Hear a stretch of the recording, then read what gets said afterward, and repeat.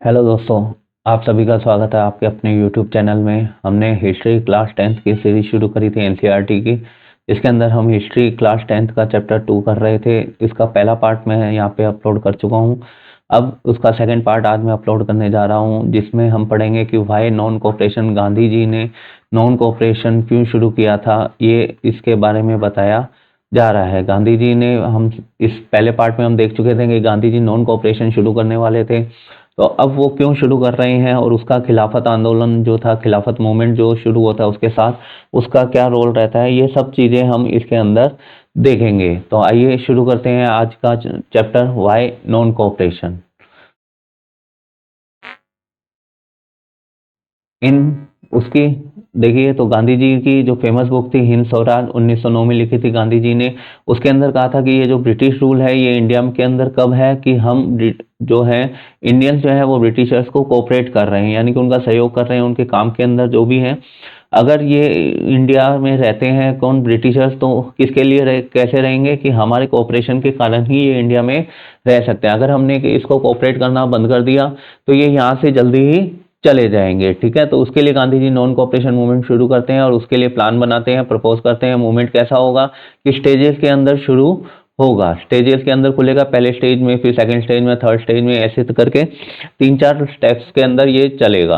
तो इसका सबसे पहला काम क्या होगा इसके अंदर कि सरेंडर ऑफ टाइटल, जो गवर्नमेंट ने आपको टाइटल्स दिए हैं वो आपको सरेंडर करने पड़ेंगे, कि उनको वापस लौटाना पड़ेगा कि ठीक है हम आपकी कोई भी टाइटल जो आपने हमें दिए हैं वो हम एक्सेप्ट नहीं करते हैं। उसके बाद सेकंड क्या करना पड़ेगा कि सिविल सर्विसेज है, आर्मी है, पुलिस है, कोर्ट है, या फिर लेजिस्लेटिव काउंसिल्स हैं, इन सबको, स्कूल्स, फॉरेन गुड्स, इन सबका बॉयकॉट करना पड़ेगा, यानी कि इनको यूज़ करना बंद करना पड़ेगा, तभी ये यहाँ से जाएंगे। क्योंकि अगर आप उनकी चीज़ें यूज़ करते रहोगे, गांधी जी कहते हैं कि अगर आप उनकी चीज़ें यूज़ करते रहोगे तो वो आपका यहाँ पे रुके रहेंगे। अगर आप उनकी चीज़ें यूज़ करना बंद कर देंगे तो वो यहाँ से जल्दी चले जाएंगे। और उसके अंदर क्या, इसके बाद क्या करते हैं कि गांधी जी जो है 1920 की समर के अंदर, 1920 की समर के अंदर गांधी जी और शौकत अली, जो खिलाफत आंदोलन के अंदर थे ना, मोहम्मद अली और शौकत अली, वो पूरे इंडिया का टूर करते हैं ताकि इस मूवमेंट के लिए सपोर्ट को इकट्ठा किया जा सके, कि भी लोगों का सपोर्ट भी तो चाहिए, तो इस मूवमेंट के लिए लोगों का सपोर्ट इकट्ठा किया जा सके। नेक्स्ट देखिए, फिर इसके अंदर क्या हुआ कि ठीक है, सितंबर और दिसंबर का जो टाइम पीरियड आता है कांग्रेस के अंदर, वो काफ़ी टसल वाला टाइम पीरियड रहता है, यानी काफ़ी मतभेद, काफ़ी डिबेट्स यहाँ पे होती है, खूब सारी डिबेट्स होती है कि हमें नॉन कोऑपरेशन करना चाहिए नहीं करना चाहिए, इस तरीके की खूब सारी डिबेट्स इसके ऊपर चल रही है। और जब नागपुर सेशन आता है दिसंबर में कांग्रेस का 1920 में, तो यहाँ पे नॉन कोऑपरेशन प्रोग्राम को अडॉप्ट कर लिया जाता है। यहाँ पे कहा जाता है कि ठीक है, आप ये जो एनसीएम कर रहे हो ये ओके है, हम इसको सपोर्ट करेंगे, यानी कांग्रेस जो है वो महात्मा गांधी को अब सपोर्ट कर रही है। कौन से सेशन में डिसीजन लिया गया है, ये नागपुर सेशन के अंदर कब हुआ था, दिसंबर 1920 को हुआ था। इसके बाद देखिए, फिर यहाँ पे डेफिंग stands with in the movement. अब स्टैंड्स का मतलब यहाँ पे अलग अलग लोगों से है कि लोगों ने इस मूवमेंट को कैसे समझा, अलग अलग टाइप के लोगों ने अलग अलग समझा, जैसे कि शहर वालों ने अलग समझा, गांव वालों ने अलग समझा, ट्राइबल्स जो थे उन्होंने और भी अलग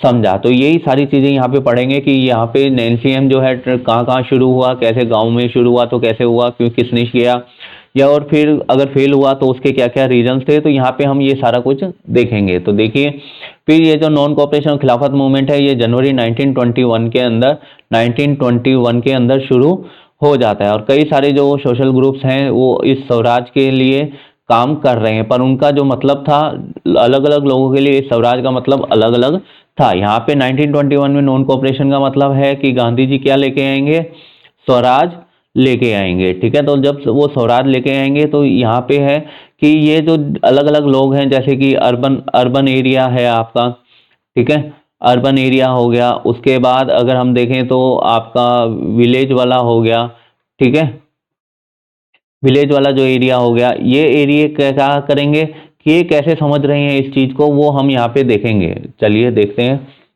the movements in the towns. Towns के अंदर जो ये जो मूवमेंट शुरू हो रहा है अर्बन के शहरों के अंदर, वहाँ पे हम देखेंगे और देखेंगे कि इसके फेलियर के क्या कारण रहते हैं। ठीक है, तो देखिए, तो ये जो मूवमेंट स्टार्ट होता है ये मिडिल क्लास पार्टिसिपेशन से स्टार्ट होता है सिटीज़ के अंदर, क्योंकि सिटीज़ में मिडिल क्लास लोग ज़्यादा रहते हैं, इसलिए उनके पार्टिसिपेशन से ये सिटीज़ के अंदर शुरू होता है। कई सारे जो स्टूडेंट्स थे उन्होंने गवर्नमेंट कंट्रोल जो स्कूल और कॉलेजेस थे जिनके अंदर वो पढ़ाई कर रहे थे वो सारे छोड़ दिए थे, क्योंकि इसका स्टेप यही था कि बॉयकॉट करना है उनके सारी चीज़ों को।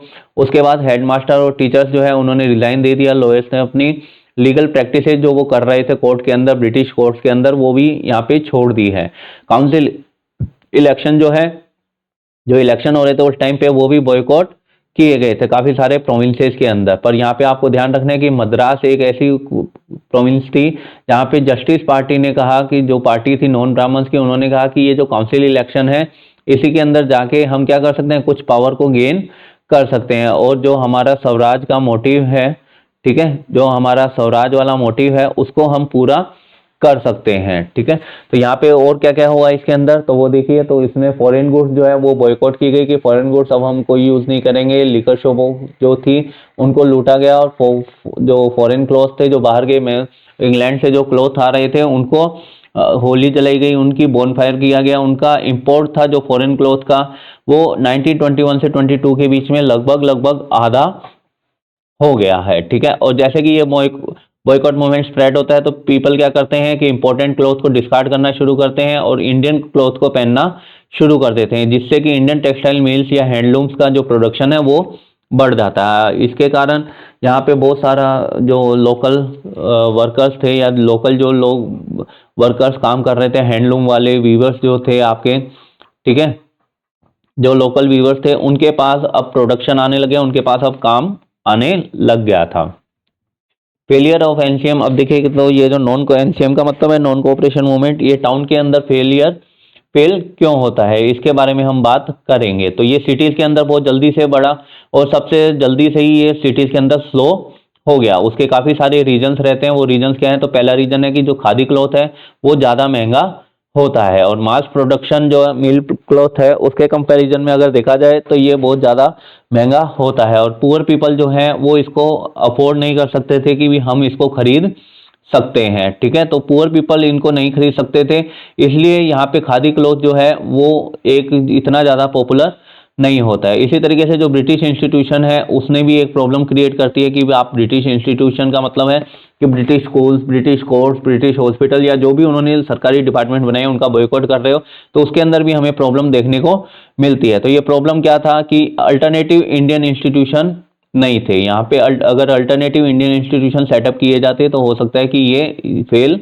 नहीं होता। तो यहाँ पे उन्होंने छोड़ दिया, पर उनको जॉब वगैरह करनी है, इसलिए उन्होंने क्या किया कि हाँ, अल्टरनेटिव इंडियन इंस्टीट्यूशन नहीं है, वहाँ पे कोई भी काम नहीं हो रहा है, तो अब ये खाली बैठे हैं, तो इससे ये नहीं कर पा रहे हैं, इनको अपनी नौकरी वगैरह भी चाहिए, तो इसलिए अल्टरनेटिव जो इंस्टीट्यूशन थे वो यहाँ पे सेट नहीं किए गए थे, इसलिए भी ये जो है एनसीएम टाउन्स के अंदर फेल हो जाता है। फिर rebellion in the country side, country side का मतलब आपके जाएगा विलेजेस की बात की जा रही है। ठीक है, यहाँ पे विलेजेस की बात की जा रही है, कंट्री साइड का मतलब है कि कंट्री साइड के अंदर क्या होता है। देखिए,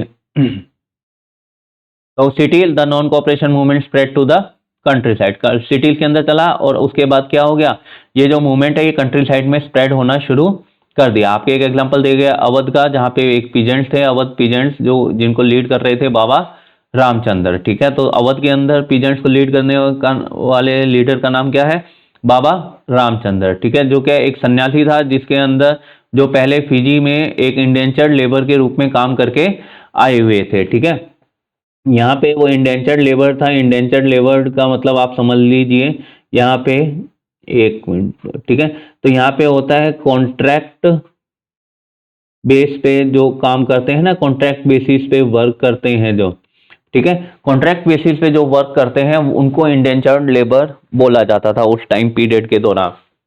ठीक है, तो यहाँ पे देखिए, तो ये जो मूवमेंट है ये ब्रिटिशर्स के अगेंस्ट नहीं हुआ, ये तालुकदार के अगेंस्ट हुआ, या बड़े बड़े जो लैंडलॉर्ड्स थे वहाँ के अवध के, उनके अगेंस्ट में ये हुआ है, जो क्या ले रहे थे कि हाई रेंट्स ले रहे थे और अदर टैक्सेस भी वो यहाँ से किसानों से ले रहे थे। ये जो तालुकदार या लैंडलॉर्ड्स जो हैं ये काफी हाई रेंट, ठीक है, ये काफी हाई रेंट यहाँ पे ले रहे थे। ठीक है, सॉरी, ये आई थिंक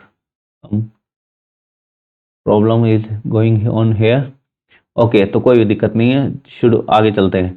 ठीक है, तो यहाँ पे देखिए, तो ये काफी सारे रेंट ले रहे थे, अदर टैक्स भी ये प्रोवाइड कर रहे थे। ठीक है, यहाँ पे काफी सारे टैक्स जो हैं वो ये प्रोवाइड कर रहे थे। उसके बाद पीजेंट्स को क्या करना पड़ता था, बेगार करनी पड़ती थी लैंड लोन के फार्म्स के ऊपर, उसको कोई पेमेंट नहीं दिया जाता था। इससे भी ये जो पीजेंट्स हैं यहाँ पे बहुत ज्यादा परेशान थे। फिर जैसे कि उन्होंने टेनेंट्स ने कहा कि उनके पास कोई सिक्योरिटी नहीं है उनके टेन्योर की और उनको कभी भी हटाया जा सकता है, तो उनको एक लीड लैंड के ऊपर राइट चाहिए कि भी ठीक है, अगर मैंने 5 साल का कॉन्ट्रैक्ट आपसे किया है, 5 ईयर्स का, ठीक है, 5 ईयर्स का अगर मैंने कॉन्ट्रैक्ट आपसे कर लिया है तो 5 साल से पहले आप मेरे को नहीं निकाल सकते। तो उसका क्या होता था उस टाइम पे कि अगर आपने 5 साल का, 2 साल का, 3 साल का काम किया है तो वो क्या, कई बार रेंट लेने के बाद 6 महीने बाद ही उसको वहां से निकाल देता था। 5 साल का उसने रेंट ले लिया और आपसे 6 महीने बाद ही आपको यहाँ से निकाल दिया। तो ये जो पीजेंट्स मूवमेंट्स हैं ये डिमांड कर रहे थे कि भी रेवेन्यू का जो है उसमें भी रिडक्शन किया जाए और साथ ही साथ में ये जो बेकार करवा रहे हैं लैंडलॉर्ड ये भी खत्म किया जाए। और उन्होंने कहा कि ये जो सोशल बॉयकॉट्स है ऑपरेसिव लैंडलॉर्ड्स का, जो ऐसे काम कर रहे हैं लैंडलॉर्ड, उनका सोशल बॉयकॉट किया जाए। और जून 1920 के अंदर जो जवाहरलाल नेहरू है वो यहाँ पे इन विलेजेस में आते हैं, अवध के विलेजेस में विलेजर से बात करते हैं और उनके जो दुख है उनको समझने की कोशिश की जाते हैं। और अक्टूबर के अंदर यहाँ पे औध किसान सभा का निर्माण होता है। अक्टूबर के अंदर औध, अवध अवध बोला जा रहा है पर उस टाइम पे इसको औध बोलते थे, या औध किसान सभा का, जिसको हेड कौन कर रहे हैं, जवाहरलाल नेहरू और बाबा रामचंद्र के साथ कुछ अदर लीडर्स भी यहाँ पे उनको हेडिंग लीडर कर रहे हैं इस सभा को। ठीक है, ये सभा क्या है, ये एक ऑर्गेनाइजेशन है। ठीक है, हाँ, एक ऑर्गेनाइजेशन बनती है। ठीक है, ऑर्गेनाइजेशन बनती है जिसको ये हेड करते हैं। ठीक है, अब देखिए, तो ये है कि जैसे ही मूवमेंट स्प्रेड हुआ 1921 में, तो ये जो तालुकदार के या मर्चेंट्स के जो घर हैं उनको अटैक किया गया, बाजार को लूटा गया और जो ग्रेन होर्स थे उनको भी लूटा गया। ग्रेन होर्स यानी कि ग्रेन स्टोरेज की बात यहाँ पे की जा रही है। ठीक है, हाँ, यहाँ पे स्टोरेज की बात की जा रही है। और कई जगह पे जो लोकल लीडर्स हैं वो पीजेंट्स को क्या बता रहे हैं कि गांधी जी ने कहा है कि कोई टैक्स नहीं देना है और लैंड जो है वो गरीबों के अंदर रीडिस्ट्रीब्यूटेड की जाएगी। अगर ज़्यादा लैंड है किसी के पास तो उनको रीडिस्ट्रीब्यूट कर दिया जाएगा। ये सब गांधी जी के नाम पे हो रहा है। गांधी जी का मेनली इससे कोई लेना देना नहीं था, पर फिर भी लोग बाग, गांधी जी एक पब्लिक फिगर थे, इसलिए गांधी जी का नाम लेके लोग बागों को अपने पास सपोर्ट करने के लिए बुलाया जा रहा था। नेक्स्ट देखिए, यहाँ पे आ जाता है आपका गुडेम हिल्स ऑफ आंध्र प्रदेश। तो यहाँ पे गुडेम हिल्स था, यहाँ पे ट्राइबल एरिया की बात कर रहे हैं ये।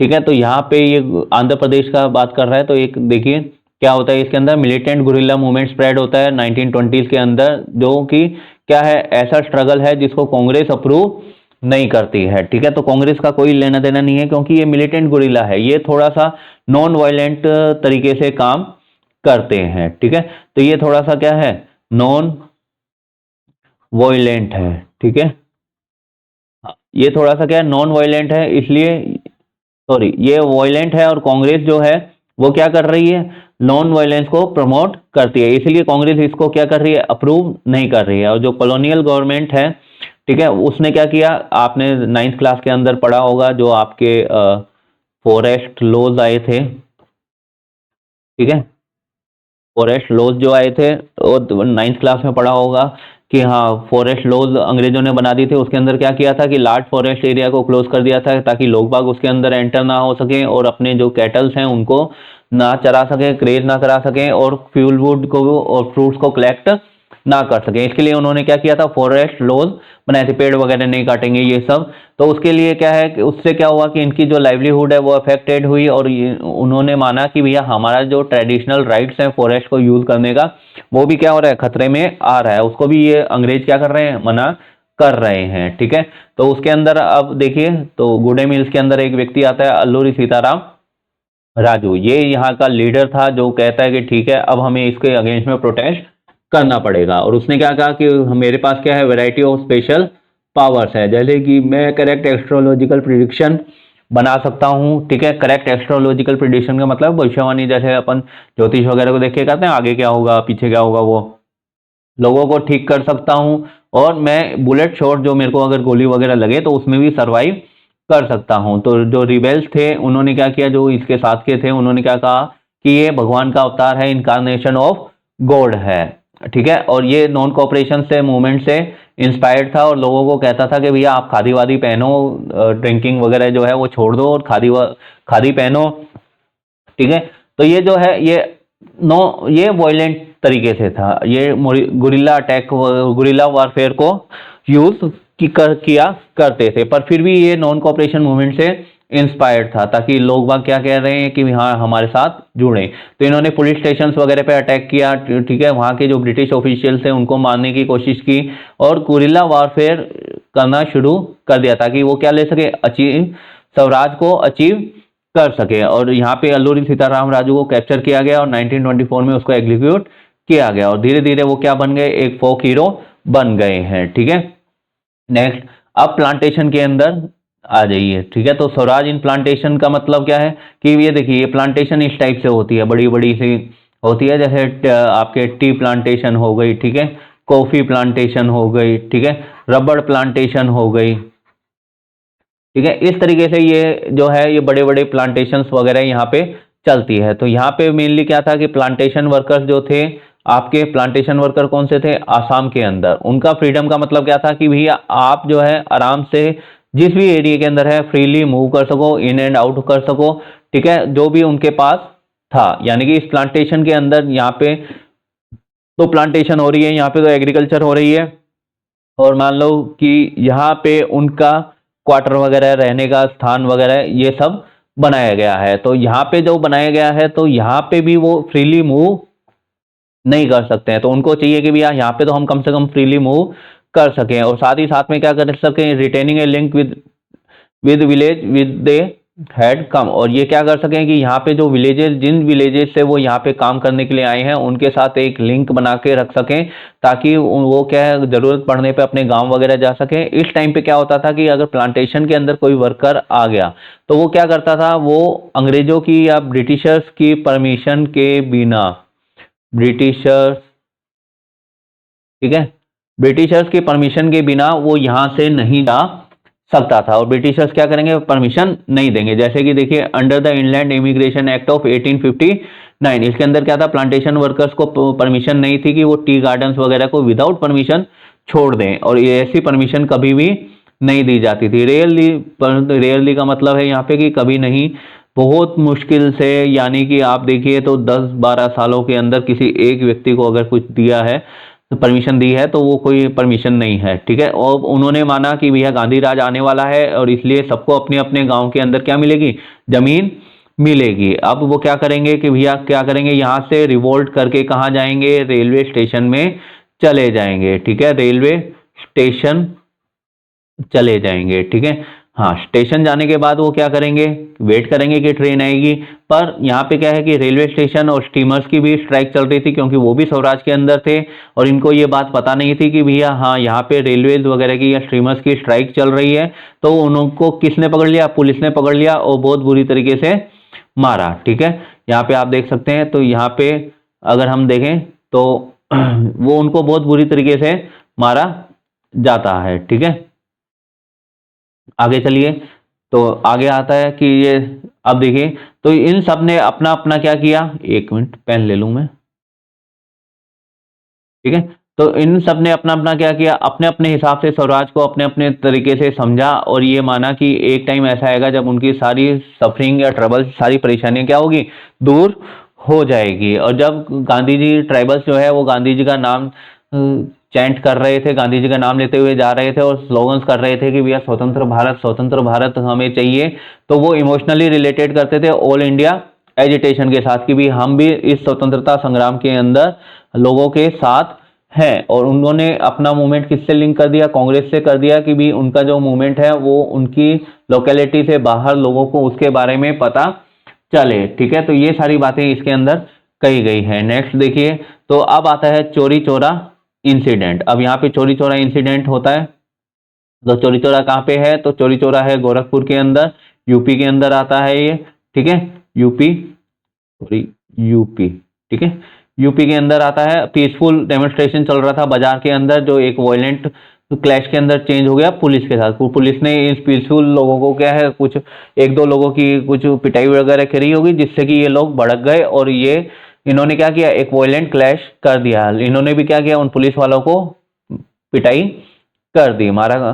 फिर इस बात को सुन के, ये जो इंसिडेंट थे इसको सुन के गांधी जी ने क्या किया कि भैया नॉन कोऑपरेशन मूवमेंट को एक बार रोका जाए। लोग बाग क्या है अभी तैयार नहीं है, और इसके लिए क्या किया जाए, लोगों एक बार रोका जाए। ठीक है, तो यहाँ पे देखिए, ठीक है, तो यहाँ पे अपना आज का जो टॉपिक है वो कंप्लीट होता है। आगे इसका कुछ और पार्ट बचा है वो हम नेक्स्ट वीडियो में देखेंगे। अगर आपको ये वीडियो अच्छी लगी हो तो प्लीज़ लाइक करें, शेयर करें और सब्सक्राइब करें मेरे चैनल को। Thank you.